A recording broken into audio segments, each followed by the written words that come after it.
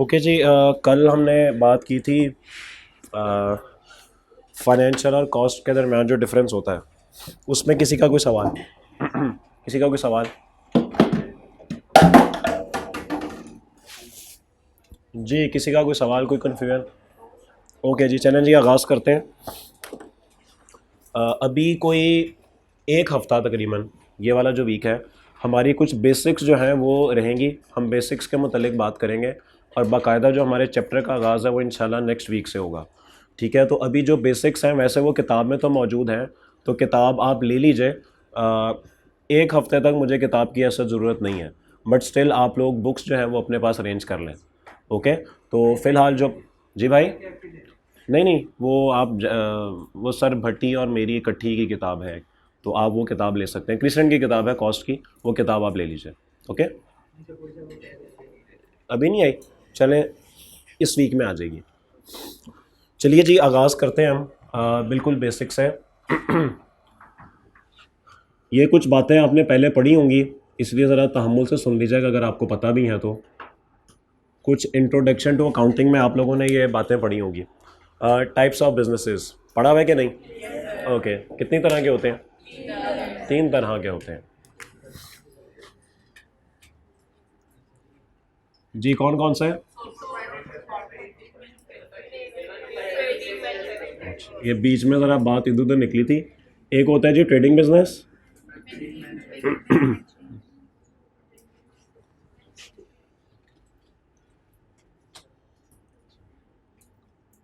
Manufacturing business, और तीसरा है जी सर्विस बिजनेस। जो लोग ये बात कर रहे हैं सोल प्रोप्राइटर की, पार्टनरशिप की और कंपनी की, वो बिज़नेस करने के तरीके हैं भाई।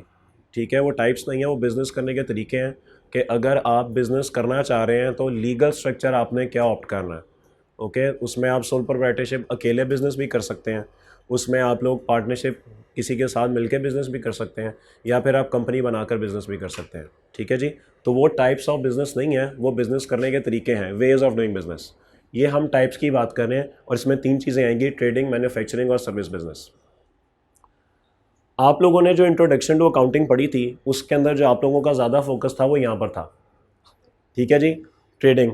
मैन्युफैक्चरिंग का आपने सिर्फ आई थिंक 2 बल्कि 1 चैप्टर पढ़ा था, अकाउंटिंग फॉर मैन्युफैक्चरिंग, और वो मैं हमेशा ये कहता हूँ कि वो ट्रेलर था। पूरी पिक्चर अब आप यहाँ पर देखेंगे। ठीक है जी, तो फ़िलहाल शुरू करते हैं, यहाँ पर समझते हैं कि ये तीनों तरह के बिजनेसेस क्या होते हैं और उसके बाद फिर इंशाल्लाह स्टेप बाय स्टेप आगे चलते हैं। सबसे पहले ट्रेडिंग बिजनेस, बताइए जी क्या होता है ट्रेडिंग बिजनेस? आप लोग सिर्फ पहले देखेंगे, नोट आप लोग बाद में करेंगे। ओके, सब आप यहाँ पे देखेंगे। जी, क्या होता है ट्रेडिंग बिजनेस? उर्दू आती है क्या नहीं? अच्छा, क्या मैं कह सकता हूँ तजारत? चीज़ें खरीद कर बेचना, एक जगह से चीज़ें खरीदना और दूसरी जगह पर ले जाकर बेच देना। ओके, तो buying goods and selling them in the same condition, ये बड़ी इंपॉर्टेंट बात है जी। तिजारत के अंदर, ट्रेडिंग के अंदर आप एक जगह से चीज़ें ख़रीदते हैं और दूसरी जगह पर वो चीज़ें एज़ इट इज़ सेम हालत पर बेच देते हैं। मिसाल के तौर पे पाकिस्तान में ये वाले बिज़नेस बहुत ज़्यादा कॉमन है। मोबाइल की बात कर लें, आईफ़ोन पाकिस्तान में आता है बाहर से, जो लोग कारोबार करते हैं वो ख़ुद बनाते हैं? खुद तो नहीं बनाते हैं, वो बाहर से इंपोर्ट करते हैं, ख़रीदते हैं और पाकिस्तान में लाकर तो बेच देते हैं सेम हालत में। तो इसको कहते हैं ट्रेडिंग। एग्जाम्पल्स लिखवा सकते हैं ट्रेडिंग बिजनेसेस की? हाँ भी शहजादे, लिखवा सकते हैं। कार्स, जी एक तो मैंने आपको खुद बता दिया जी, general store, general store, Shaukat general store, Carrefour लिख लूं?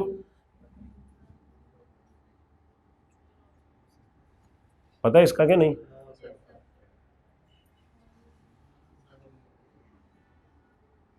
अल फतेह, इसका तो पता है ना?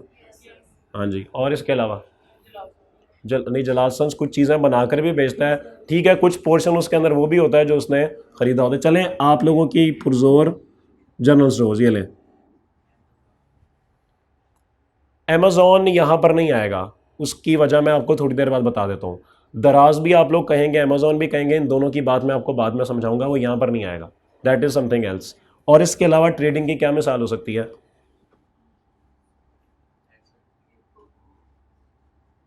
आई स्टोर जो पाकिस्तान में ओपन है, ठीक है जी, ये आईफोन बेचते हैं, पाकिस्तान में आईफोन बनता नहीं है जी, ठीक है, तो जितने भी आईफोन्स हैं वो यहाँ पर एज इट इज़ ख़रीदे जाते हैं और यहाँ पर एज इट इज़ सेल कर दिए जाते हैं।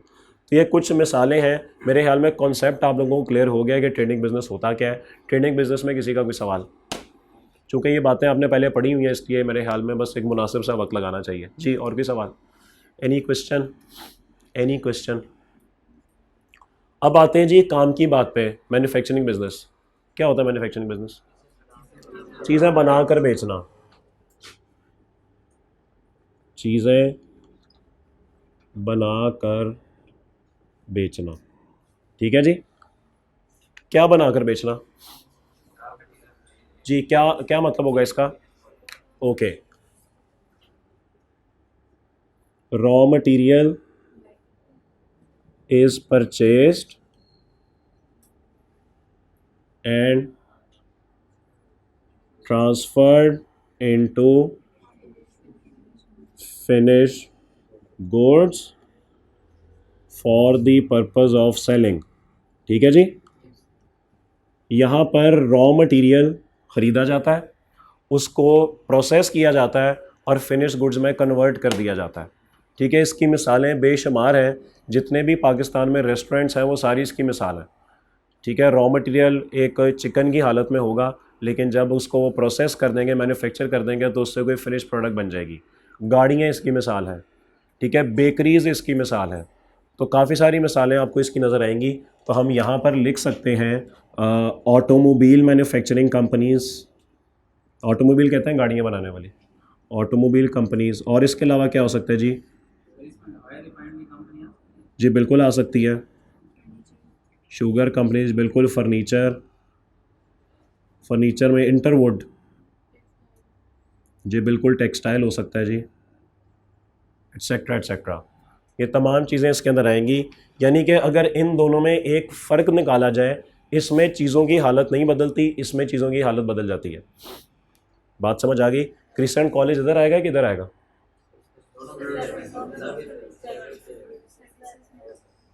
नहीं, तो चीज़ें बनाकर नहीं बेचते हम। ये देखें, ये देखें, ये देखें, ये देखें, ये देखें, ये देखें,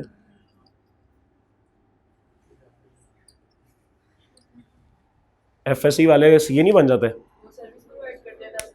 नहीं, तो चीज़ों की हालत नहीं बदल जाती? आप लोगों की हालत नहीं बदलेगी। अभी आप क्या हैं और 6 साल बाद आप क्या होंगे? ऐसा? अच्छा, आप चीज़ें नहीं हैं, सॉरी, मैं अपने अल्फाज वापस ले रहा हूँ, ठीक है जी। यहाँ तक किसी का कोई सवाल? जी बिल्कुल। देखें, सेमी फिनिश का आपको कोई फ़ायदा है? आपको कोई फ़ायदा नहीं है, क्योंकि सेमी फिनिश चीज़ कभी भी सेल नहीं होती। चीज़ हमेशा जो पूरी होती है, फिनिश गुड होती है, वही सेल होती है। इसलिए मैंने लिखा for the purpose of selling.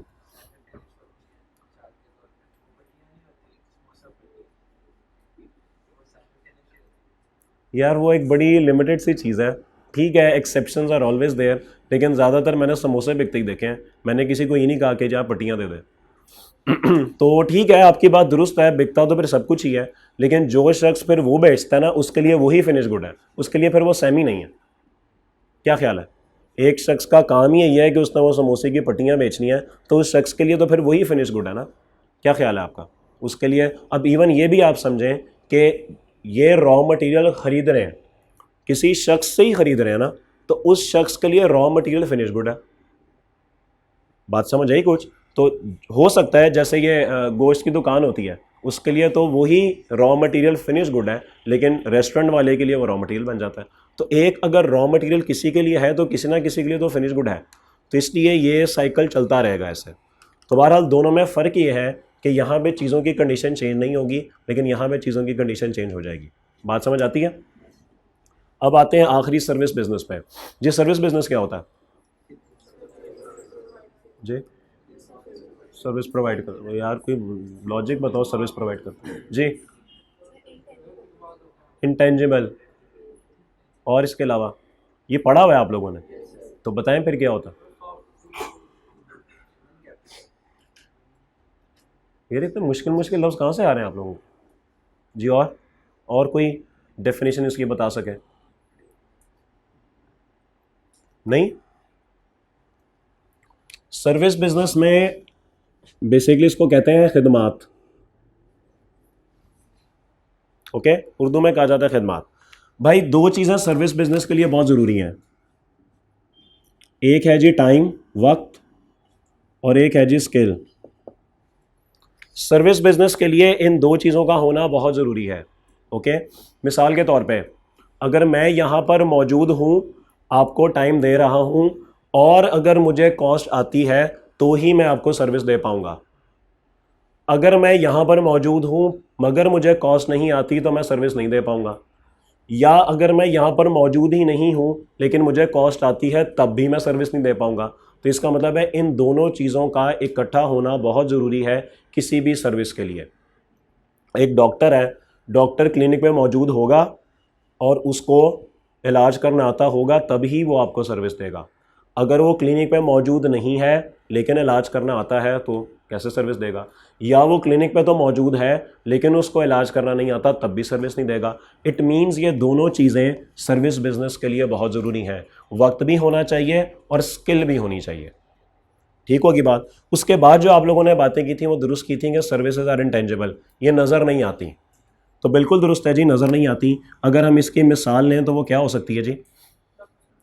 Doctors, हाँ जी, डॉक्टर्स हो सकते हैं इसके अंदर, डेंटिस्ट हो सकते हैं इसके अंदर, इंजीनियर्स हो सकते हैं इसके अंदर, कॉलेजेस हो सकते हैं इसके अंदर, और बायर्स, लॉयर, अच्छा लायर्स क्या, लॉयर्स वो LIAR वाले, अच्छा W वाले, लॉयर्स। और इसके अलावा एक मिसाल और लिखवा दें, टीचर्स। बस हो गए कवर, इधर ही कॉलेजेस में कवर हो गए। अच्छा वो कैसे, वो कैसे साबित करें?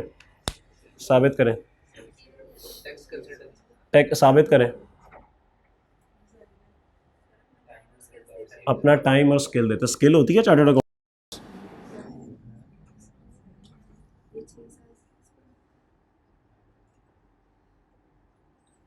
चले जी, बात की आपको समझ आ गई है, ठीक होगी बात। इन तीनों बिजनेसेस में किसी का कोई सवाल? आखिरी बात सुन लें फिर आप नोट कर लीजिएगा। सवाल हुआ था अमेज़ॉन का,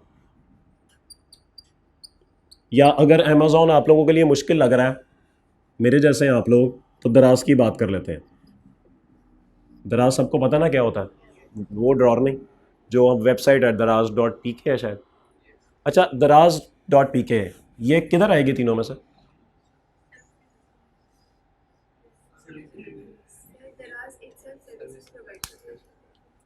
हाँ जी, दराज ट्रेडिंग में नहीं आएगी?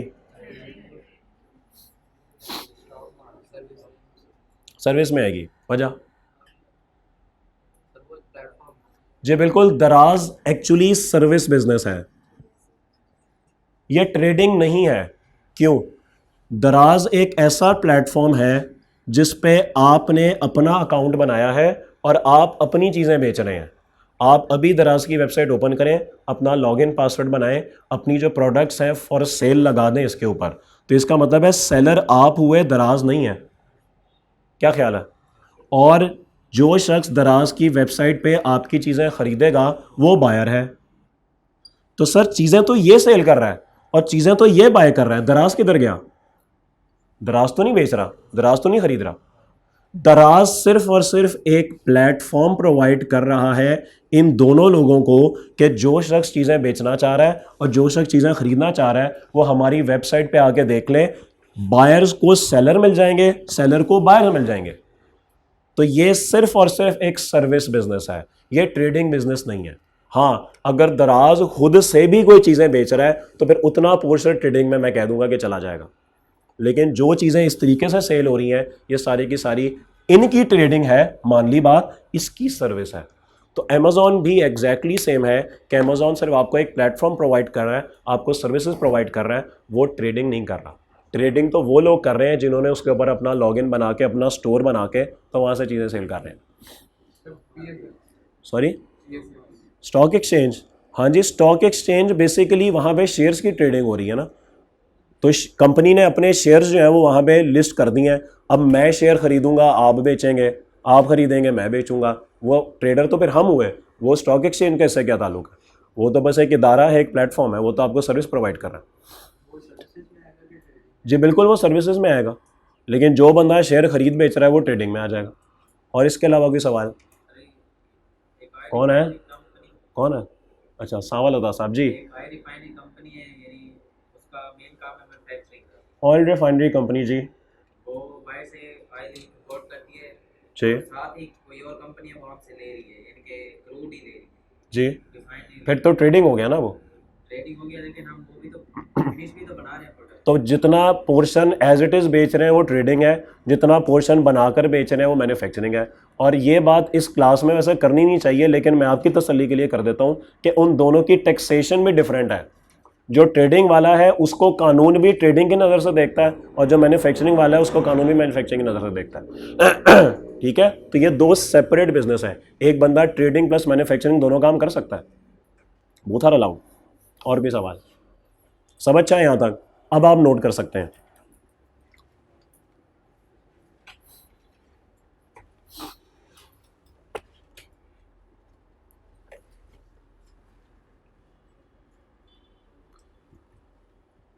यार वो तीसरा भी चला दें अहमद भाई, ठंड तो नहीं लग रही आप लोगों को? किसे लग रही ठंड?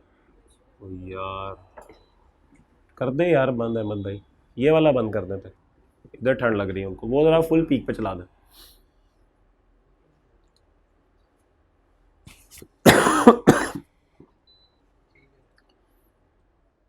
क्या ठीक है, हो गया, बाकी ज़रा नोट कर लें ज़रा, ये भी हमारी बरादरी के लोग हैं।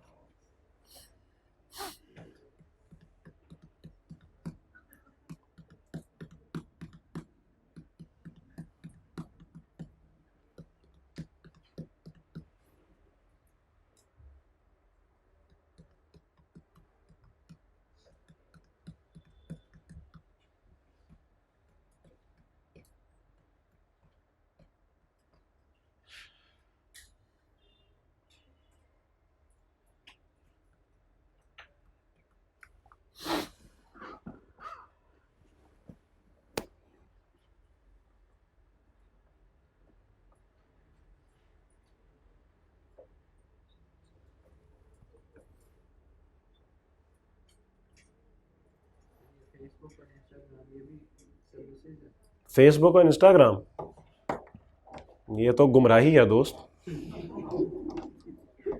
अच्छा हाँ, ये भी सर्विस है। हाँ हाँ, व्हाट्सएप, सब गुमराही, सब सब सर्विसेज हैं।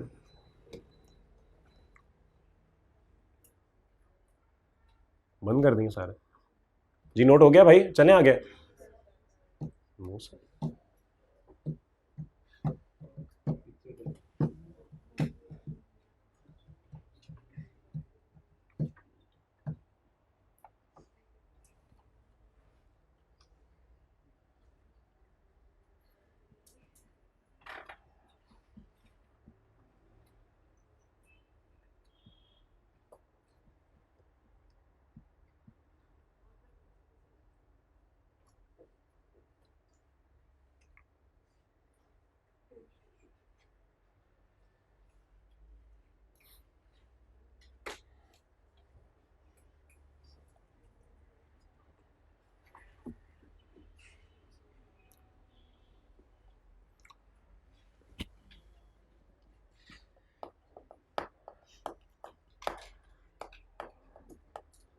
जी चलें आगे भाई।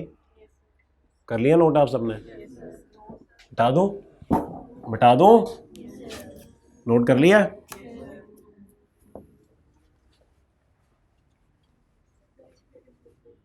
हो गया, एक सेकेंड।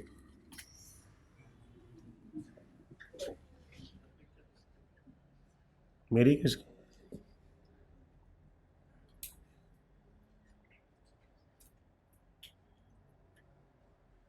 जी ओके, बता दूं आप?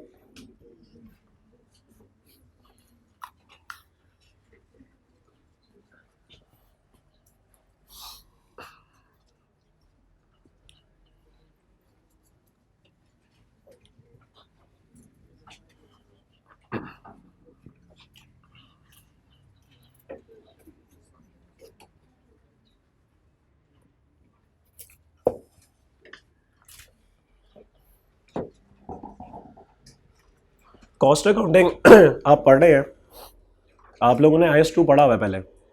IS2 थोड़ी सी झलक आपने देखी हुई है PRC के अंदर। उसके अंदर आप लोगों ने इन्वेंट्री की कॉस्ट निकालने का तरीका देख लिया हुआ है, ऐसे ही है। क्या क्या चीज़ें शामिल होती हैं कॉस्ट ऑफ परचेज के अंदर? इन्वेंट्री की कॉस्ट में क्या क्या चीज़ें शामिल होती हैं?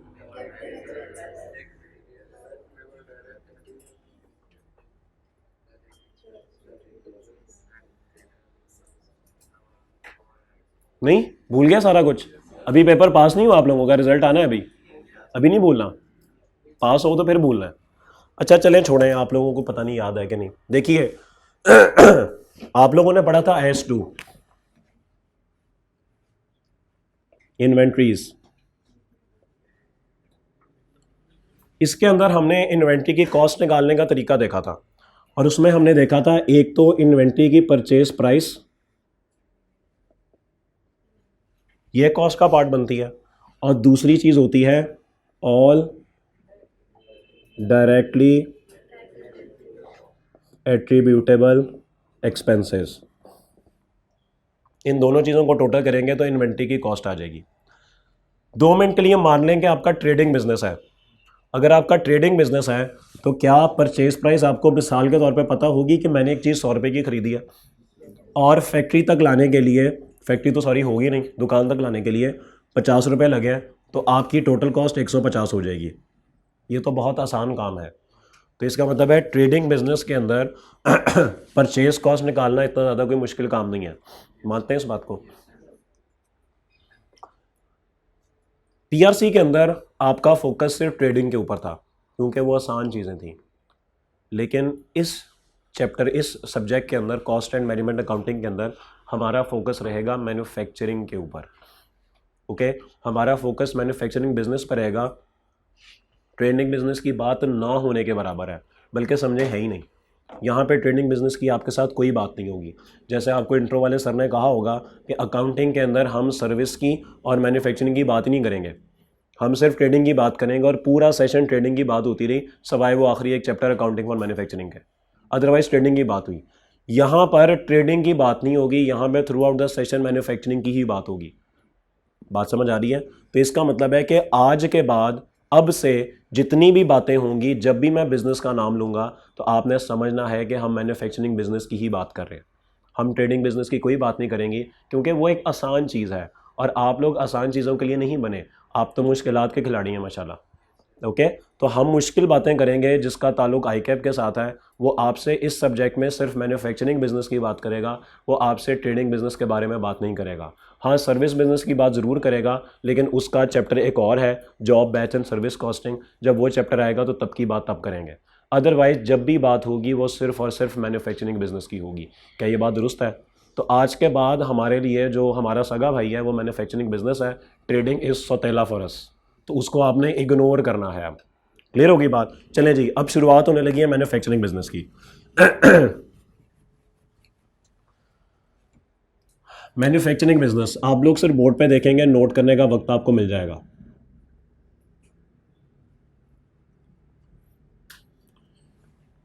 जब भी कोई शख्स आपको ये कहे कि मेरा एक मैन्युफैक्चरिंग बिजनेस है, तो दिमाग में 2 चीज़ें आती हैं। एक चीज़ आती है कि भाई लाजमी इस शख्स की कोई ना कोई फैक्ट्री होगी जहाँ पे ये चीज़ें बनाता होगा, ऐसे ही है, मैन्युफैक्चरिंग के लिए फैक्ट्री का होना ज़रूरी है ना। ओके, और दूसरा उसका हेड ऑफिस, जहाँ पे बैठ के फैसले होते होंगे, डिसीजंस होते होंगे। इस चीज़ से किसी को कोई इख्तलाफ? तो सर ये एक बात आपने जहन में रखनी है कि किसी भी मैन्युफैक्चरिंग बिजनेस के लिए 2 चीज़ें बहुत इंपॉर्टेंट हैं, एक उसका हेड ऑफिस और एक उसकी फैक्ट्री। सवाल मेरा आपसे ये है कि चीज़ें कहाँ पे बनती हैं? चीज़ें बनती हैं फैक्ट्री में। दूसरे अल्फाज में अगर मैं थोड़ा सा अंग्रेज़ी का इस्तेमाल करूँ, मैं ये कह सकता हूँ कि प्रोडक्शन फैक्ट्री में होती है। तो इसका मतलब है कि फैक्ट्री में होती है प्रोडक्शन, और अगर फैक्ट्री में प्रोडक्शन होती है तो इसका मतलब है फैक्ट्री में होने वाले एक्सपेंसेस क्या प्रोडक्शन एक्सपेंसेस होंगे? इससे किसी को कोई इख्तलाफ या किसी को ये बात ना समझ आई हो? चूँकि फैक्ट्री में प्रोडक्शन होती है तो फैक्ट्री के जितने भी अखराजात हैं वो सारे के सारे प्रोडक्शन एक्सपेंसेस हैं, और हेड ऑफिस में कोई प्रोडक्शन नहीं होती, यानी कि ये नॉन प्रोडक्शन है। और यहाँ पर जितने भी अखराजात हैं वो सारे के सारे नॉन प्रोडक्शन एक्सपेंसेस हैं। तो इस बात को समझना बहुत ज़रूरी है कि जब भी आपके सामने कोई कॉस्ट आएगी, सबसे पहले उसको ये आइडेंटिफाई करना कि क्या ये प्रोडक्शन एक्सपेंसेस है या ये नॉन प्रोडक्शन एक्सपेंसेस है, क्योंकि आपका ताल्लुक है प्रोडक्ट की कॉस्ट निकालना, ठीक है। और प्रोडक्ट की जब आपने कॉस्ट निकालनी होती है तो चूंकि प्रोडक्ट फैक्ट्री में बनती है, सारी कॉस्ट फैक्ट्री में इनकर होती है, तो आपसे रेलिवेंट प्रोडक्शन एक्सपेंसेस हैं, नॉन प्रोडक्शन एक्सपेंसेस आपसे रेलिवेंट नहीं है। ये बात सबको समझ आ रही है? तो इट मीन्स कि जब भी आपके सामने कोई कॉस्ट आएगी, आपको सबसे पहले यह आइडेंटिफाई करना है कि क्या ये प्रोडक्शन कॉस्ट है या नॉन प्रोडक्शन कॉस्ट है, क्या ये प्रोडक्शन एक्सपेंस है या नॉन प्रोडक्शन एक्सपेंस है। उसके बाद बेसिकली फैसला होगा कि आपने इसके बाद करना क्या है। ओके, तो फर्स्ट इंस्टेंस पे आइडेंटिफाई करना है कि क्या ये प्रोडक्शन एक्सपेंस है या नॉन प्रोडक्शन एक्सपेंस है। इंशाल्लाह वक्त के साथ साथ एग्जांपल्स करेंगे, अभी तो हम डेफिनेशंस की हद तक ही हैं। ये बात सबको समझ आ रही है? ओके, अब जब हम यहां पर पहुंचते हैं ना, तो हमारी कॉस्ट अकाउंटिंग हमें कहती है कि सर इससे काम नहीं चलेगा भाई, आपको आपके प्रोडक्शन और नॉन प्रोडक्शन एक्सपेंसेस को मजीद ब्रेक करना पड़ेगा, इस तरह बात नहीं चलेगी। तो इसका मतलब है कि प्रोडक्शन एक्सपेंसेस और नॉन प्रोडक्शन एक्सपेंसेस को मजीद भी ब्रेक किया जा सकता है। आप ये नाम पढ़ेंगे, आपको सारी बातें फौरन याद आ जाएंगी। जब हम प्रोडक्शन की बात करते हैं तो प्रोडक्शन को 3 हिस्सों में तोड़ा जा सकता है।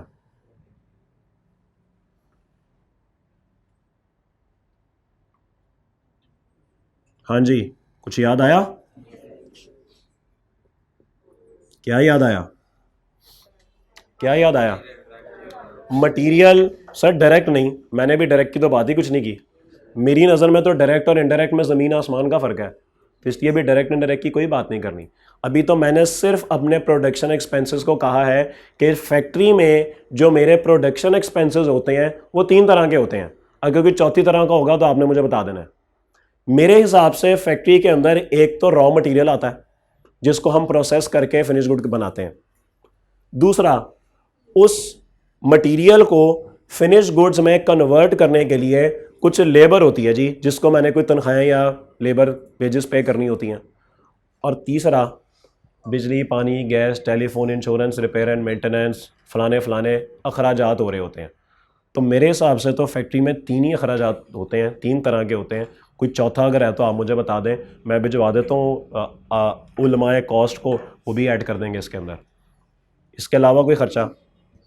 तो भाई याद रखिएगा, फैक्ट्री में सिर्फ 3 तरह के अखराजात होते हैं।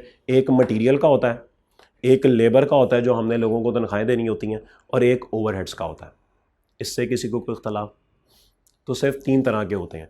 अच्छा, इसको ना मज़ीद ब्रेक करना है अभी हमने, ठीक है। मज़ीद ब्रेक करना वो आप लोगों को पता है, direct material, indirect material, direct labour, उस सब में हमने करना है। इसको मैं 1 मिनट के लिए होल्ड कर रहा हूं, मैं पहले इसको ज़रा सेग्रीगेट कर दूं, क्योंकि इसको सेग्रीगेट करने के बाद ना इसकी कहानी हमेशा के लिए ख़त्म हो जाएगी। फिर शायद मैं इस सेशन में इनकी बात भी ना कर रहा हूं, क्योंकि हमारा टॉपिक है कॉस्ट अकाउंटिंग, और कॉस्ट निकलती है हमेशा प्रोडक्शन एक्सपेंसेस को देखते हुए। तो हमारी पूरी ज़िंदगी बस यहीं पे घूमती रहेगी, इन्हीं 3 चीज़ों पे हमारी ज़िंदगी घूमती रहेगी। ओके, एक चैप्टर आपका इसका है, बल्कि 2 चैप्टर इसके हैं। एक चैप्टर इसका है और एक चैप्टर इसका है। अगले 1 महीने के अंदर हम ये तीनों चीज़ें अलग अलग पढ़ रहे होंगे। जो आपने सिर्फ एक चैप्टर के अंदर 2-2 पैराग्राफ पढ़े थे मटेरियल, लेबर और ओवरहेड के, यहाँ पे इन सब के अलग अलग चैप्टर मौजूद हैं, जिस पे हमें हफ्ता 2-2 हफ्ते लगने वाले हैं। ओके, तो हम बड़ी डिटेल से इनकी बात कर रहे होंगे। तो जब तक हम ये चैप्टर्स अपने कंप्लीट नहीं कर लेंगे, हम प्रोडक्ट की कॉस्ट निकालने के अहल नहीं होंगे। 1 बाय 1 पढ़ेंगे, पहले ये पढ़ेंगे, फिर ये पढ़ेंगे, फिर ये पढ़ेंगे। लेकिन पहले ज़रा इनको तो फारिग कर लेना जिनका बाद में ताल्लुक कोई नहीं है। तो इसको ज़रा होल्ड पे करें, और इधर आइए ज़रा, नॉन प्रोडक्शन एक्सपेंसेस को हम कितने हिस्सों में डिवाइड कर सकते हैं? इसको हम कर सकते हैं जी 5 हिस्सों में डिवाइड। ओके, कौन कौन से जी? Admin expenses, selling expenses, distribution expenses, finance cost, और लास्ट है जी research and development expenses. One by one discuss कर लेते हैं ये पांचों क्या हैं, ताकि इनको ज़रा कब्र में दफन कर दें, फिर इनकी ज़रूरत नहीं है हमें। एडमिन क्या होते हैं? Admin expenses, what are admin expenses? जी बताइए। इंतज़ामी मामलात को देखने के लिए जितने भी अखराजात होते हैं वो सारे के सारे एडमिन एक्सपेंसेस हैं। मिसाल के तौर पे ये कॉलेज है मेरे भाई, अगर ये कॉलेज है तो यहाँ पे कुछ एडमिन के लोग भी हैं। एडमिन के लोग कौन होते हैं? वो जैसे रिसेप्शन पे बैठे हुए हैं, वो जैसे मेरे भाई एक अकाउंट्स में बैठे हुए हैं, आपकी फ़ीसें वसूल कर रहे हैं। फिर वो गार्ड भाई बैठे हुए हैं एक एंट्रेंस के ऊपर, एक वो भाई साहब हैं जो आके जिनको कहते हैं सर एसी चला दें, एसी बंद कर दें। ये तमाम वो लोग हैं जो इंतज़ामी मामलात को देख रहे हैं। तो इन लोगों पे जितनी भी कॉस्ट इनकर हो रही है, इंतज़ामात को देखने के लिए जितनी कॉस्ट इनकर होती है, वो सारी की सारी एडमिन में जाती है। ठीक है, मैं लिख नहीं रहा क्योंकि इतनी इंपॉर्टेंट बातें नहीं है, ये आपको वैसे भी पता ही है, तो इसलिए वर्बली काम चल जाएगा हमारा। सेलिंग एक्सपेंसेस क्या होते हैं जी? बेचने के एक्सपेंसेस। जब भी आप कोई चीज़ बेचते हैं तो बेचने के लिए कोई ना कोई एक्सपेंस जो है वो इनकर होता है, तो उसको हम सेलिंग एक्सपेंसेस कहते हैं। मिसाल के तौर पे अगर कोई सेल्समैन आपने रखा हुआ है, उस सेल्समैन ने अगर कोई चीज़ बेची है और बेचने पे आपने उसको कोई कमीशन पे कर दिया है, that would be classified as selling expenses. बात क्लियर हो गई? फिर आता है डिस्ट्रीब्यूशन एक्सपेंस या डिस्ट्रीब्यूशन कॉस्ट। ये क्या होती है? चीज़ को डिस्ट्रीब्यूट करने की कॉस्ट। बहुत थोड़ा फर्क है सेलिंग और डिस्ट्रीब्यूशन में। कुछ कंपनीज तो सेलिंग एंड डिस्ट्रीब्यूशन कॉस्ट को इकट्ठा ही कर देती हैं, लेकिन फिर भी फर्क है। सेलिंग होती है बेचने की कॉस्ट। एक सेलमैन ने आपको एक आईफोन बेच दिया और सेलमैन को उस पर कमीशन मिल गया, तो कंपनी को सेलिंग कॉस्ट पड़ गई। लेकिन उसके बाद कस्टमर ने कहा कि भाई इतना भारी आईफोन मैं खुद घर नहीं ले जा सकता, प्लीज़ मेहरबानी मुझे एक ट्रक पे लोड करा के उसको घर ज़रा पहुंचवा दो। तो वो जो डिलीवरी चार्जेस होंगे ना, बेसिकली वो डिस्ट्रीब्यूशन कॉस्ट में आ जाएगी। कभी आप लोगों ने KFC मंगवाया? जब आप लोग KFC घर मंगवाते हैं तो वो जो राइडर भाई हैं वो आपसे 30 रुपए इजाफी वसूल कर लेते हैं। वो क्या चीज़ है? वो सर डिलीवरी चार्जेस, वो असल में डिस्ट्रीब्यूशन कॉस्ट है। तो कस्टमर को डिस्ट्रीब्यूट करने की जो कॉस्ट होती है वो बेसिकली यहां पे फॉल करती है। यानी कि आप ये समझ लें कि जो होम डिलीवरी के चार्जेस है ना, वो यहां पे फॉल करेंगे।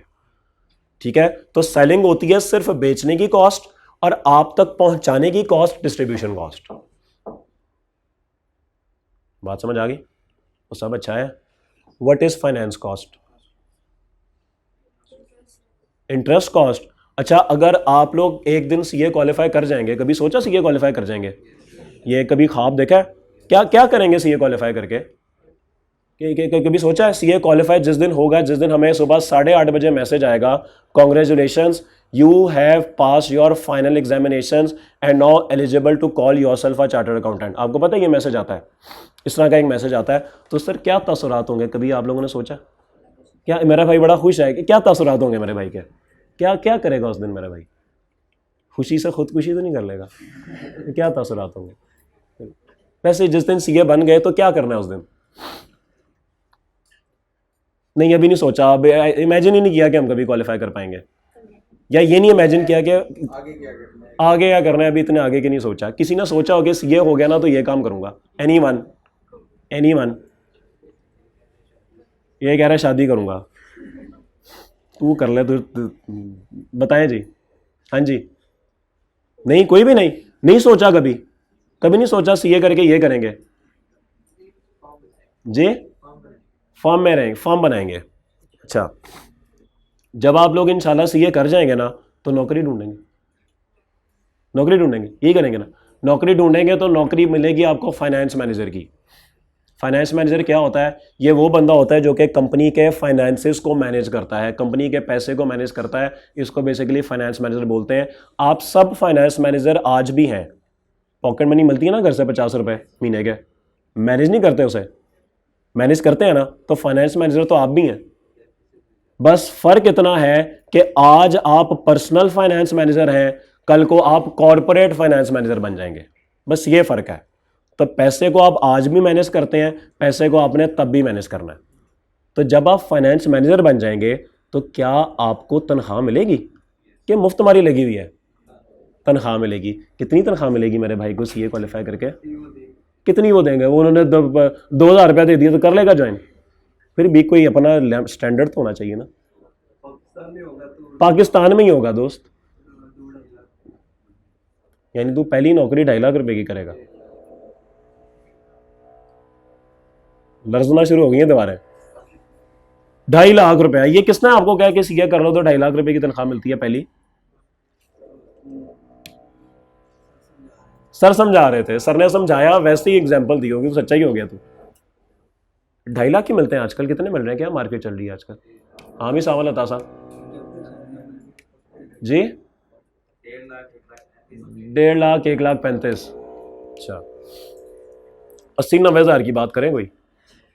1.5 लाख, 2.5 लाख, यानी कौन लोग हैं यार 1.5 लाख, 2.5 लाख। एनीवेज छोड़ें। तो सवाल मेरा अब आपसे ये है कि जब आप कंपनी के फाइनेंस मैनेजर बन जाएंगे तो आपको तनख्वाह मिलेगी, चलें 2.5 लाख मिलेगी, क्या वो फाइनेंस कॉस्ट नहीं है? अच्छा, आपको लगा था मैं शुगर लगा रहा हूँ, मैं यहाँ तक लाना चाह रहा था आपको असल में। ओके, तो फाइनेंस मैनेजर अगर आप बनेंगे तो आप कंपनी के फाइनेंस डिपार्टमेंट में होंगे। अगर फाइनेंस डिपार्टमेंट में है तो तनख्वाह तो मिलेगी, और तनख्वाह मिलेगी तो क्या वो फाइनेंस कॉस्ट नहीं है? ये मेरा सवाल है। नहीं यस सर क्या होता है, मैं सवाल पूछ रहा हूं जी। और अगर आप माशाल्लाह चार्टर्ड अकाउंटेंट हैं तो अपने जूनियर्स तो रखेंगे ना, कोई 8-10, कोई हाथ पैर दबाने के लिए, कोई चाय बनाने के लिए, उनको भी तो तनख्वाहें मिलेंगी ना।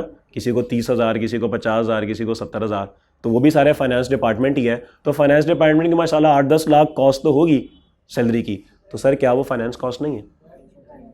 वजह फाइनेंस डिपार्टमेंट है मेरे भाई। एडमिन में जाएगी? क्यों? है फाइनेंस डिपार्टमेंट, जाएगी एडमिन में। Chief financial officer, finance manager, तो मैनेजर के एडमिन के होते हैं?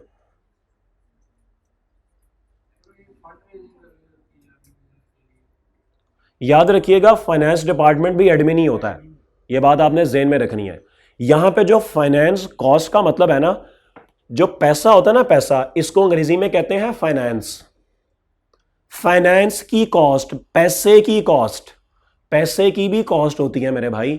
अगर आप बैंक के पास जाएं और कहें भाई मुझे 2 करोड़ रुपया दे दो, कहेगा बिल्कुल देने को तैयार है, लेकिन वापस तुमने 2.5 करना है। तो इसका मतलब है कि 2 करोड़ रुपया लेने की कॉस्ट क्या है? ऊपर का 50 लाख। ओके, तो इसका मतलब है फाइनेंस पैसे की भी कॉस्ट होती है, वसूल करने की भी कॉस्ट होती है। दोस्त से उधार लेते हैं ना, दोस्त से जब आप उधार मांगते हैं 5,000 दे, वो कहता है खाना खिला फिर दूंगा, तो इसका मतलब है कि इस फाइनेंस की कॉस्ट है खाना। और बैंक से अगर आप फाइनेंस लेते हैं तो उसकी कॉस्ट क्या है? इंटरेस्ट। ओके, इवन आप शेयर होल्डर से अगर पैसा वसूल करते हैं तो वो एवं ही पैसा आपको नहीं दे देते, वो आपसे डिविडेंड वसूल करते हैं। तो इसका मतलब है शेयर होल्डर से पैसा वसूल करने की कॉस्ट क्या है? डिविडेंड। तो यहां पे जो फाइनेंस कॉस्ट से मुराद है वो ये है पैसा हासिल करने की कॉस्ट। यहां पे फाइनेंस डिपार्टमेंट की कॉस्ट नहीं है मुराद यहां से, वो आप लोगों ने दुरुस्त फरमाया, वो एडमिन में ही जाएगी, वो एडमिन में ही जाएगी, क्योंकि उन्होंने पैसों के इंतजामात संभालने होते हैं, वो कॉस्ट वहीं पे जाएगी। यहां पे मुराद सिर्फ और सिर्फ इंटरेस्ट कॉस्ट है। ओके, तो मैं इसको स्पेसिफिकली लिख देता हूं कि ये सिर्फ इंटरेस्ट कॉस्ट की ही बात हो रही है, इंटरेस्ट एक्सपेंस या इंटरेस्ट कॉस्ट, या बैंक चार्जेस, या अगर आपने कोई बैंक से कोई लोन लिया, उस लोन को प्रोसेस करने के लिए कुछ चार्जेस देने पड़ते हैं, कोई एप्लीकेशन चार्जेस देने पड़ते हैं, इस तरह की तमाम चीज़ें जो है वो यहाँ पे फॉल करेंगी। तो ये बात सबको क्लियर हो गई कि फाइनेंस कॉस्ट के अंदर सिर्फ इंटरेस्ट कॉस्ट है, जो फाइनेंस डिपार्टमेंट की अपनी कॉस्ट है वो सारी की सारी एडमिन में जाएगी।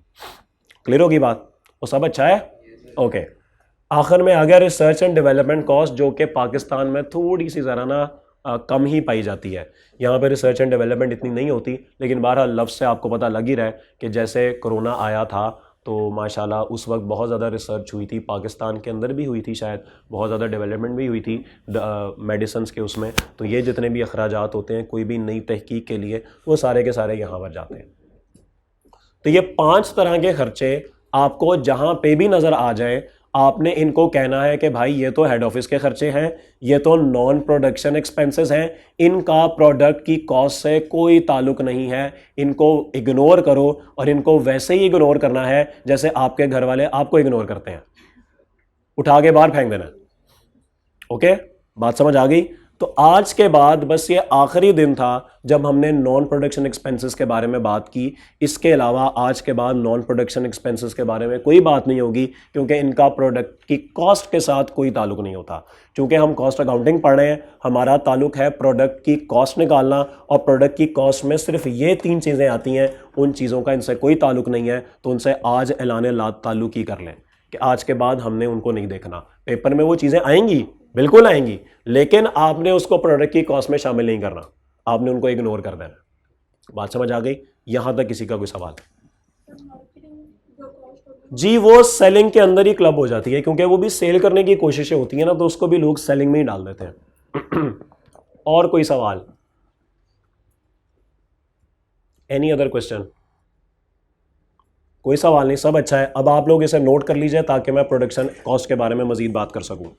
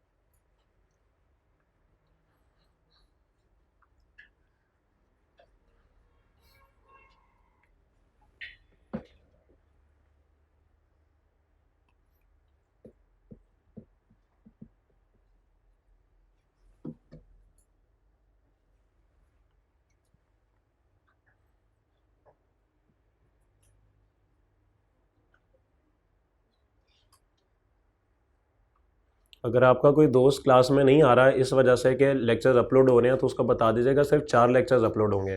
फ्राइडे के बाद कोई लेक्चर अपलोड नहीं होगा। अभी कल का लेक्चर यूट्यूब पे चला गया ना, तो मैक्सिमम अगले 3 लेक्चर यूट्यूब पे अपलोड होने हैं। उसके बाद फ्राइडे से मैंने कोई लेक्चर यूट्यूब पे अपलोड नहीं करना। तो इसलिए इंसान बन के ना क्लास में आ जाए फिर। ठीक है दोस्त? सर अच्छा, आसान है ना कॉस्ट? अभी बातें ही बनी हुई हैं, मुश्किल है ऐसे ही। बस ये 2 लेक्चर गुजर गए, ऐसे ही 100 गुजर जाने, पता भी नहीं लगना। पता तो लगेगा जब पेपर आएगा, सही ना? पता तब लगता है असल में।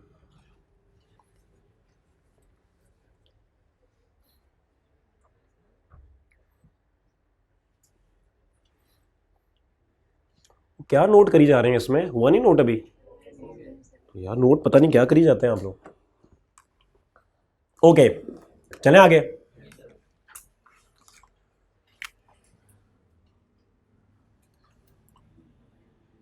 किसी भी कॉस्ट को प्रोडक्शन और नॉन प्रोडक्शन में सेग्रीगेट करने को कहते हैं कॉस्ट क्लासिफिकेशन बाय फंक्शन। यानी अगर आपको कोई ये कहे कि कॉस्ट क्लासिफिकेशन बाय फंक्शन क्या है, आप कहेंगे production and non production expenses.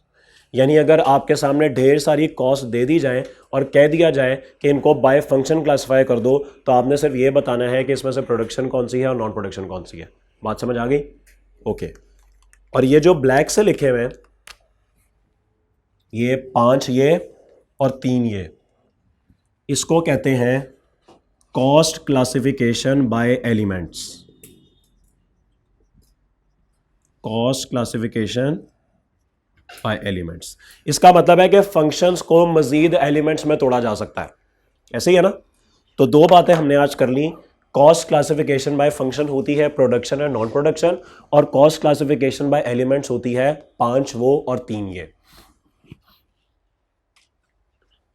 सब अच्छा है? ओके। नींद आ रही है मेरे भाई को? यार मुझे बड़ी नींद आ रही है। रोज़ा रखा? सहरी भी की हुई? क्या खाया सहरी में? क्या बात है, अफ्तारी भी करेगा मेरा भाई? क्या खाएगा अफ्तारी में?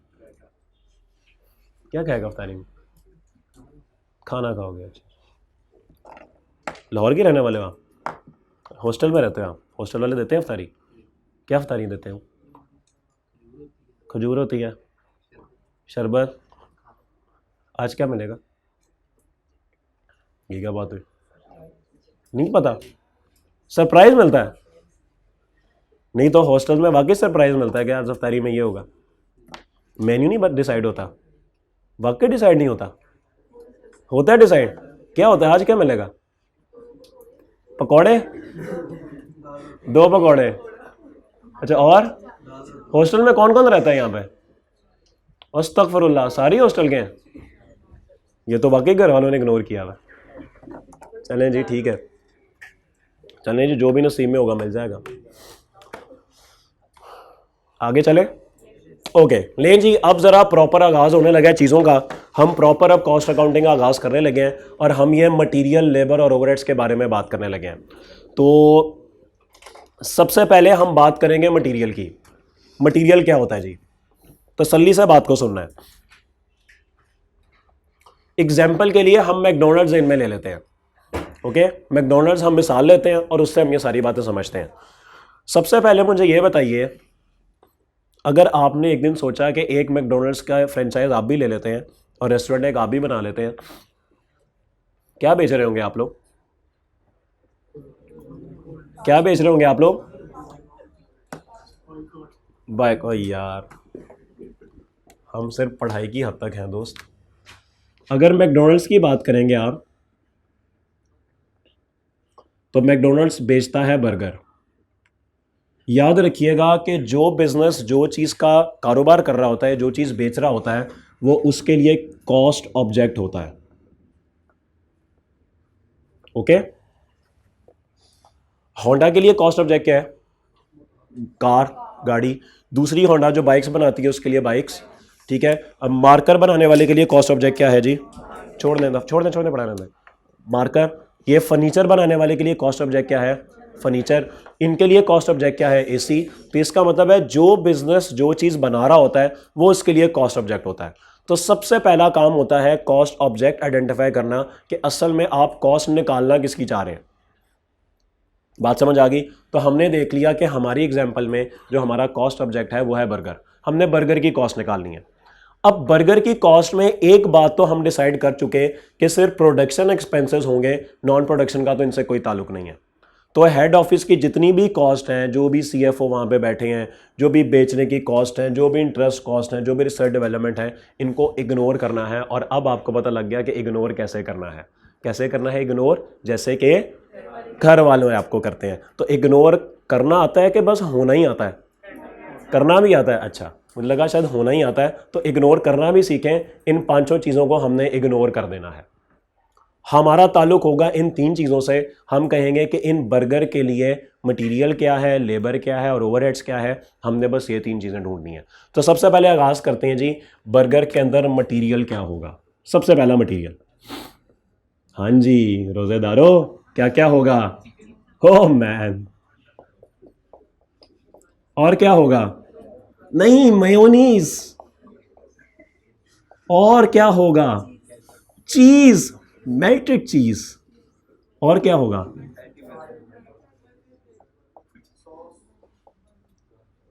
बस काफी है इतना? वो कोई कह रहा है छठे पे जहर भी लिख दें। तो ये 5 चीजें आपको एक बर्गर के अंदर नजर आएंगी। ठीक है जी, तो ये मटेरियल है। ठीक है, ये सब चीजें मटेरियल में आएंगी और इन सब की कॉस्ट जो कि अभी हमने निकालना सीखना है, इनकी कॉस्ट निकालना भी सीखना है। उस पर तो पूरा चैप्टर है भाई, वो तो मैं आपको 1 मिनट में नहीं बता सकता। कॉस्ट निकालना सीखना है। फिलहाल मैं आपको सिर्फ ये बता रहा हूं कि मटेरियल होता क्या है। अभी सिर्फ इनकी डेफिनेशन पे फोकस करें। कॉस्ट कैसे निकलेगी वो तो पूरे पूरे चैप्टर है भाई, उस पर तो पूरे पूरे हफ्ते लगने वाले हैं। तो इसलिए उस पर ध्यान नहीं देना। अभी हम सिर्फ डेफिनेशन की हद तक हैं कि मटेरियल होता क्या है। तो भाई बर्गर के अंदर जितनी भी चीज़ें मौजूद होंगी वो सब का सब मटेरियल है। लेकिन यहाँ पर मुझे एक प्रॉब्लम है, और वो प्रॉब्लम ये है कि मटेरियल असल में 2 तरह का होता है। एक होता है डायरेक्ट मटेरियल। अब ज़रा पता लगता ना कितनी पीआरसी पढ़ी हुई आप लोगों ने। और एक होता है इनडायरेक्ट मटेरियल। कोई दुर्गशंदा सितारा क्लास का हाथ खड़ा करके मुझे बता दे डायरेक्ट मटेरियल और इनडायरेक्ट मटेरियल क्या होता है। अच्छा, आप सारे अंग्रेजी वाले हैं, please any shining star, any bright student of class जो कि मुझे बता दे कि डायरेक्ट और इनडायरेक्ट मटेरियल क्या होते हैं। अभी पीआरसी का रिजल्ट नहीं आया, कब आया? अभी पेपर नहीं हुए? हाँ तो रिजल्ट कब आया? अभी आ गया रिजल्ट? 5 को आना ना अभी। हाँ तो फिर अभी नहीं आया ना रिजल्ट। तो बताइए क्या होता है जी डायरेक्ट और इनडायरेक्ट में फ़र्क?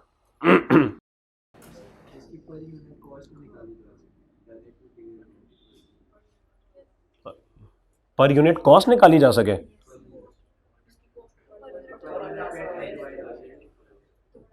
पर यूनिट पर आइडेंटिफाई हो सके? आप कहना चाह रहे हैं इंडायरेक्ट मटेरियल की पर यूनिट कॉस्ट नहीं निकाली जा सकती? अगर आप कह रहे हैं इंडायरेक्ट की पर यूनिट कॉस्ट नहीं निकाली जा सकती, आपने तो सब्जेक्ट की धज्जियां उड़ा दी। मैं तो आपको निकालने कॉस्ट ही तो निकालने को सिखाने लगा हूं। तो अगर आप कह रहे हैं निकाली नहीं जा सकती तो मैं फिर चला जाता हूं बाहर। तो कॉस्ट तो निकाली जा सकती है भाई, वही तो निकालने बैठे हुए हम। नहीं, क्यों नहीं निकाली जा सकती पर यूनिट? बिल्कुल निकाली जा सकती है। अच्छा, टोटल 100 बर्गरों की निकाली जा सकती है, एक की नहीं निकाली जा सकती। डिवाइड बाय 100 कर दो, आ जाएगी एक की। पर यूनिट निकाली जा सकती है। ये जवाब नहीं है इसका, इसका ये जवाब नहीं है जी। जी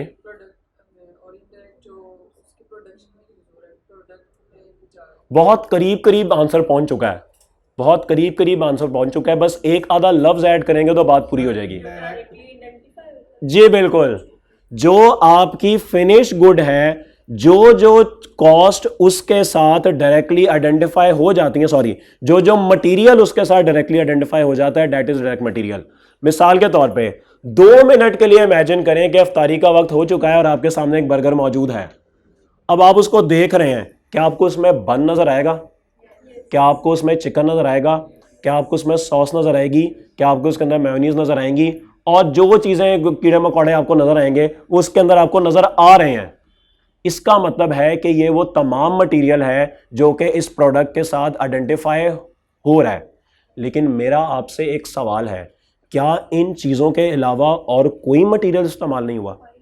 सर, वो जो चिकन का पैटी उसके अंदर पड़ा हुआ है, क्या वो किसी ऑयल में फ्राई नहीं हुआ? हुआ है ना? क्या मटेरियल यूज हुआ है? लेकिन आपको फिनिश गुड में तो कोई नजर ही नहीं आ रहा। अब कुछ बात समझ आई? तो जो चीजें आपको फिनिश गुड्स में आइडेंटिफाई हो जाती हैं, आप फिनिश गुड्स को देख के ये बता सकते हैं कि इसमें ये चीज है, दैट इज डायरेक्ट मटेरियल। और जो चीजें प्रोडक्शन में इस्तेमाल जरूर हुई हैं लेकिन फिनिश गुड्स के साथ आइडेंटिफाई नहीं हो पाती, वो सब इनडायरेक्ट है। अब कुछ बात क्लियर हो गई है?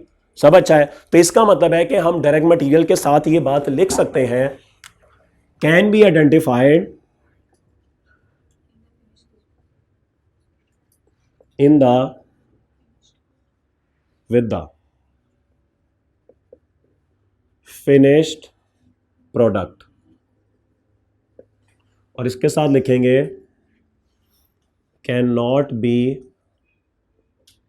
Identified with the finished product but are used in the production। और राइटिंग कुछ ना कुछ समझ आ ही रही है ना? काम चल रहा है ना? बस ठीक है, काम चलना चाहिए, बाकी खैर है। कुछ ना समझ आए लफ्ज़ तो मेरे से पूछ लिया करें, मैं भी कोशिश करके पढ़ूंगा कि मैंने लिखा गया है। तो भाई डायरेक्ट मटेरियल क्या होता है जी? डायरेक्ट मटेरियल होता है जो कि आपकी फिनिश गुड के साथ आइडेंटिफाई हो जाए, और इनडायरेक्ट मटेरियल होता है जो कि आपकी फिनिश गुड के साथ आइडेंटिफाई ना हो लेकिन बहरहाल वो प्रोडक्शन प्रोसेस में इस्तेमाल ज़रूर होता है, जैसे कि ऑयल हो गया, या वो अक्सर आपने देखा होगा वो भाई साहब ने वो कैप पहनी होती है, ग्लव्स पहने होते हैं जिस पे वो बना रहे होते हैं सब चीज़ें। और आपको पता है कि वो कैप और ग्लव्स कोई एक बर्गर के अंदर थोड़ी आप इस्तेमाल कर रहे होते हैं, उससे तो आप बर्गर पे बर्गर बनाई जा रहे हैं, बनाई जा रहे हैं, बनाई जा रहे हैं। ये बात समझ आ रही है? और इसको देखने का ना एक अंदाज और भी है, और वो ये है कि जो आप पर यूनिट कॉस्ट की बात कर रहे हैं ना, वो मुझे बात समझ आ गई थी कि आप किस कॉन्टेक्स्ट में कर रहे हैं। जिन लोगों ने ये कहा था ना कि पर यूनिट निकाल नहीं सकते, उसकी भी मैं आपको लॉजिक बता देता हूं कि आप किस लॉजिक पे कह रहे थे। मेरे भाई, जब आप एक बर्गर देखते हैं तो आपको ये बात पता होती है कि इसमें एक ही चिकन, इतने मेयोनीज, इतनी चीज, इतने बन और इतना ये इस्तेमाल हुआ है। आप एक यूनिट के साथ इनकी क्वांटिटीज आइडेंटिफाई कर पा रहे हैं, और अगर क्वांटिटी आइडेंटिफाई कर पा रहे हैं तो कॉस्ट भी आइडेंटिफाई कर पा रहे हैं। लेकिन आप ये आइडेंटिफाई नहीं कर पा रहे कि एक बर्गर को बनाने में कितना ऑयल इस्तेमाल हुआ है, ये आपको नहीं पता। तो ऐसा नहीं है कि आप पर यूनिट कॉस्ट निकाल नहीं सकते, आप निकाल सकते हैं, आपको थोड़ी सी मेहनत करनी पड़ेगी उसके लिए आपको थोड़ी सी मेहनत करनी पड़ेगी। तो इसके लिए आपका जवाब ये नहीं बनता था कि पर यूनिट नहीं निकाल सकते, आपको ये कहना चाहिए था कि इनकी पर यूनिट हमें पता होती है, इनकी पर यूनिट निकालने के लिए थोड़ी सी मेहनत करनी पड़ती है। क्योंकि अब आपको एक बर्गर देख के तो नहीं ना पता कि भाईजान इसमें कितना ऑयल इस्तेमाल हुआ होगा। अक्सर हम दोस्तों के साथ शवारमा खाने जाते हैं, तो मैं इस बात को मानने को तैयार ही नहीं हूं कि आपने कभी वहां पे बैठ के ये नहीं सोचा कि हम भी एक शवारमे की दुकान खोल लेते हैं। ऐसे ही कभी समोसे खाने बैठे तो सोचा तो जरूर होगा ना यार, हम भी एक समोसे की दुकान खोल लेते हैं। ऐसा होता है ना, तब आप बैठ के अंदाज़ा लगाते हैं हाँ भी ज़रा सोच बिजनेस शुरू करना है तो इतने का ये समोसा पट्टी आ जाएगी, इतने के इसमें आलू आ जाएंगे, इतना ये हो जाएगा। लेकिन वहाँ पे हम ये कॉस्ट तो आइडेंटिफाई कर लेते हैं, लेकिन भूल जाते हैं वो ऑयल जिसमें फ्राई होना है, क्योंकि वो इनडायरेक्ट मटेरियल होता है, आपको फिनिश गुड के साथ नज़र नहीं आ रहा होता, इसलिए आपके डिसीजन से भी निकल जाता है वो। आप भूल जाते हैं उस बंदे की कैप, उस बंदे के ग्लव्स जिसको पहन के उसने वो समोसे बनाए होते हैं। जी बिल्कुल, वो भी इसके अंदर शामिल है, ये सब चीज़ें इसके अंदर शामिल है। लेकिन उस चीज़ को हम नॉर्मली यहाँ पर लेकर आते हैं, उसको हम मटेरियल में लेकर नहीं आते। हम ये कह सकते हैं कि डायरेक्ट मटेरियल को एक्यूरेटली मेजर कर सकते हैं और इनडायरेक्ट को एक्यूरेटली नहीं, ये भी गलत है। इनडायरेक्ट को भी एक्यूरेटली मेजर किया जा सकता है, ऐसा नहीं है उसको इनएक्यूरेटली मेजर किया जाएगा, उसको भी एक्यूरेटली मेजर किया जा सकता है। बस उसको मेजर करने के लिए थोड़ी सी मेहनत करनी है, बस ये है। ये डायरेक्ट पता है आपको, एक बन 10 रुपए का, एक चिकन 100 रुपए का, म्यूनीस 2 रुपए की, और क्या लिखा हुआ मैंने, चीज़ 15 रुपए की और सॉस 5 रुपए की, ये आपको पता है। ये आप बर्गर देख के ही बता सकते हैं। इनडायरेक्ट में तो हम एवरेज नहीं निकाल जी बिल्कुल, मेहनत करनी पड़ेगी, लेकिन होगा एक्यूरेट ही, वो होगा वो एक्यूरेट ही। वो जब हम इस चैप्टर में पहुंचेंगे ना, गालिबन अप्रैल के एंड में, हम अप्रैल के एंड में ये चैप्टर पढ़े होंगे, जब यहां पर हम पहुंचेंगे ना, तब मैं आपको बताऊंगा एक्यूरेटली कैसे मेजर किया जाता है। ठीक है जी, याद है वो ओवरहेड एब्जॉर्प्शन रेट, याद आया कुछ? यहां पे देखेंगे, वहां पे तो सिर्फ एक देखा था ना, divided by number of units. यहां पे 9 तरीके हैं जिससे आप ये निकालेंगे, तो हमने 9 तरीकों से यहां पे सीखना है। बात समझ आ रही है? तो एक्यूरेटली ही होता है, बस फर्क इतना है कि हमें थोड़ी सी स्ट्रगल करनी पड़ती है, थोड़ी सी कैलकुलेशंस करनी पड़ती हैं। ठीक होगी बात? यहां तक किसी का कोई सवाल? हम मिसाल और ले लेते हैं, इस फर्नीचर में डायरेक्ट मटेरियल क्या है? वुड, स्टील की तरह है, आयरन की तरह है, अपनी तरफ से आयरन है। अच्छा अच्छा, वो अच्छा, ओके, ये तो यार मुझे कुछ और ही लग रहा है, स्टील स्टूल। अच्छा चले, और इसके अलावा फोम, शीट, और ठीक है, शीट लकड़ी है, शीट नहीं है जी। फैब्रिक, फोम, फैब्रिक, अच्छा ओके, और पॉलिश, ठीक है, पॉलिश भी हो गई। इनडायरेक्ट मटेरियल क्या होता है होगा? जी बिल्कुल, ग्लू या नेल्स नजर नहीं आ रहे कहीं, लेकिन है कहीं ना कहीं अंदर है, नेल्स भी है, ग्लू भी है, और भी कोई हो सकता है इस तरह की एक आधी चीज़ हो जिसका हमें नाम भी ना आता हो। इस तरह की चीज़ें बिल्कुल इसके अंदर होंगी। तो मेरे ख्याल में कुछ कुछ करीब करीब आप लोग पहुंच गए हैं। ओके, अब कुछ क्लियर हो गया कॉन्सेप्ट? डायरेक्ट मटेरियल और डायरेक्ट इनडायरेक्ट मटेरियल में क्या डिफरेंस है? किसी का कोई सवाल यहाँ तक? कोई भी कन्फ्यूजन हो, थोड़ी सी भी कन्फ्यूजन हो तो पूछ लें, क्योंकि इसी की बेसिस पे हमने पूरी कॉस्ट अकाउंटिंग बेस करनी है। आपको कोई भी सवाल है, कोई भी कन्फ्यूजन है तो ईजी होके पूछ लें। मैं इसलिए बड़े आराम से तसल्ली से पढ़ा रहा हूँ, क्योंकि ये आपकी बेस है, इस हफ्ते में बेस बन जाएगी। कॉन्सेप्ट डायरेक्ट इनडायरेक्ट का अलहदा हो जाएगा, क्योंकि डायरेक्ट ने कहीं और चले जाना है, इनडायरेक्ट ने कहीं और चले जाना है। ये बात ज़हन में रखिएगा, डायरेक्ट का ट्रीटमेंट कुछ और है, इनडायरेक्ट का ट्रीटमेंट कुछ और है। तो इसीलिए इन दोनों की बाइफर्केशन समझना बहुत ज़रूरी है। तो अगर कोई भी कन्फ्यूजन है, ईजी होके पूछें, तो आज पूछ लेना, अगले 6 महीने दोबारा पूछने से बहुत बेहतर है। इस तरह तो फिर हमें हर चीज के रॉ मटेरियल पता होने चाहिए। जी बिल्कुल, आप दुरुस्त कह रहे हैं। आपको क्या लगता है ये कॉस्ट अकाउंटिंग मजाक हो रहा है? रॉ मटेरियल फिर सबके जी बिल्कुल, सबके पता होने चाहिए आपको। अगर आपको रॉ मटेरियल पता ही नहीं है कि आपकी प्रोडक्ट में कौन कौन सी चीज़ें इस्तेमाल हो रही है, तो आप कॉस्ट कैसे निकालेंगे? फिर तो आपका बॉस आपको ऐसे कॉलर से पकड़ेगा, दरवाजे के पास जाएगा और ऐसे कर देगा कि तुम्हें पता ही नहीं है तुम्हारी प्रोडक्ट में। जी ये भी तो जरूरी नहीं कि सबके रॉ मटेरियल चाहिए। बिल्कुल ऐसे ही है। ये 50 तरह के बर्गर बेचते हैं अजीब अजीब नामों से, सबके रॉ मटेरियल डिफरेंट है, सबकी कॉस्ट डिफरेंट है। बिल्कुल आप दुरुस्त कह रहे हैं। तो सवाल में मेंशन नहीं होगी क्या चीज़? नहीं, सवाल तो आपको बताएगा ना यार, सवाल में ऐसे थोड़ी लिखा होगा कि company selling chicken ginger and पता नहीं वो माइटी जिंगर, ऐसे थोड़ी होगा। तो खुद बताओ अब क्या क्या है इसके अंदर, वो आपको पूरे इंग्रेडिएंट्स बताएंगे उसके। ऐसा नहीं होता, वो पूरे इंग्रेडिएंट्स बताएंगे भाई कि इस प्रोडक्ट में कौन कौन सी चीज़ें इस्तेमाल हो रही है, इसमें कौन कौन सी चीज़ें इस्तेमाल हो रही हैं। जी मेरे भाई। इंटरेक्ट मटेरियल्स और ओवरहेड्स थोड़े थोड़े करीब है। इनडायरेक्ट मटीरियल ओवरहेड्स करीब करीब नहीं है, इनडायरेक्ट मटीरियल ही असल में ओवरहेड्स हैं। मैंने कल ये बात बता देनी है आपको, अभी फ़िलहाल इसको थोड़ा सा डेफर कर दें, एक्सप्लेन करूंगा कल, लेकिन करीब करीब नहीं है, ये एक ही चीज़ें हैं।